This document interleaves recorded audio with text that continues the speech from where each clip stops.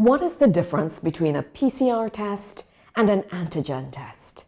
Let's face it, sometimes it can get a little bit confusing. And what about a false negative test and a false positive test? Welcome to A Matter of Fact, a production of the Pan American Health Organization for Barbados and the Eastern Caribbean countries. I'm Nicola Barito. A Matter of Fact is designed to inform and educate you about the SARS-CoV-2 virus, which causes COVID-19, while we take an in-depth look at the benefits of vaccination. My guest is Dr. Lionel Gresh, virologist and laboratory specialist at the Pan American Health Organization and the World Health Organization. Dr. Gresh, thank you so much for taking the time out to chat with us today.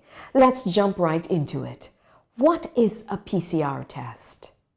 So there are currently two types of tests that are recommended to detect COVID-19. And both of those are available in the Eastern Caribbean countries.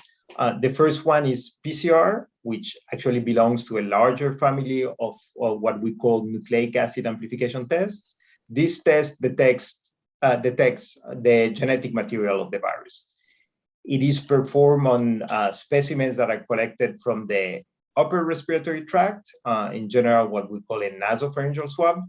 And for those of you who are not familiar with the procedure, it involves inserting a very thin swab into the nose to collect material secretions from the nasopharynx, so basically the back of the nose, where the virus actively divides, replicates in infected person.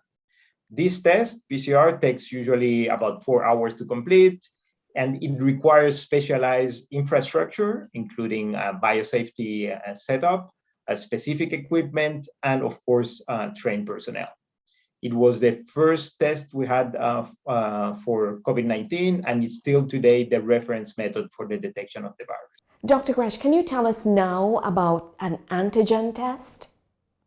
The second category is antigen tests, and these detect viral proteins, which are also called antigens, and that's where the name of the test comes from. It uses the same sample type as PCR, but it is much faster. So the time to complete the procedure is around 20 to 30 minutes, and it does not require laboratory infrastructure, which makes it a very important tool to expand testing. It's a test that can easily be done after appropriate training of personnel in health centers and in communities. Compared to PCR, their sensitivity, meaning the capacity of the test to detect people who are truly infected, is a bit lower. However, because they're much easier to implement and because they're particularly good at detecting the most infectious cases, we have been recommending their use for over a year now.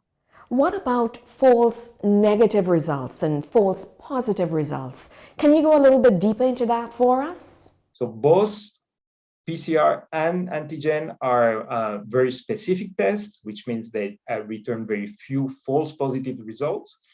As for false negatives, so testing negative when we are infected, there is one point that is really important.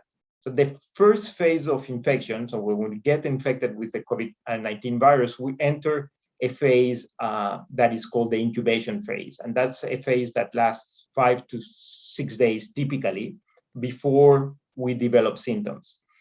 Well, in the very early days of that incubation period, the first 3-4 days, a person might be infected and tests negative. And this is simply due to the fact that the amount of virus that is present in those samples I just mentioned is very low. So this is really important because if we are asymptomatic and we test negative, we might be infected and we might get a false sense of security out of that negative testing. So that's why it's important to remind everyone that testing is recommended for symptomatic individuals and for those that are asymptomatic who are at high risk of infection. For instance, those who have been in contact with a COVID-19 case and health workers. Testing of asymptomatic individuals who are not at high risk is generally not recommended. So finally, I've mentioned the two tests that are currently recommended and available in the Eastern Caribbean countries, PCR antigen testing, and I would like just to say a few words about the antibody tests.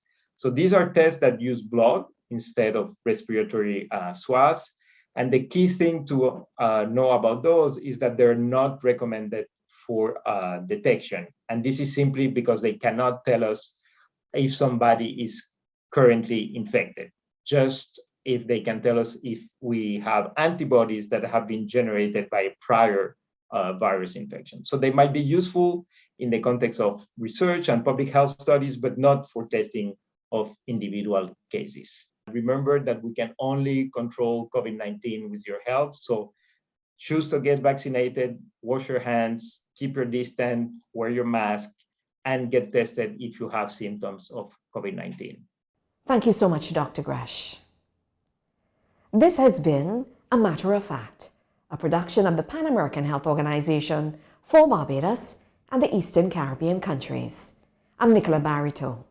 Get vaccinated.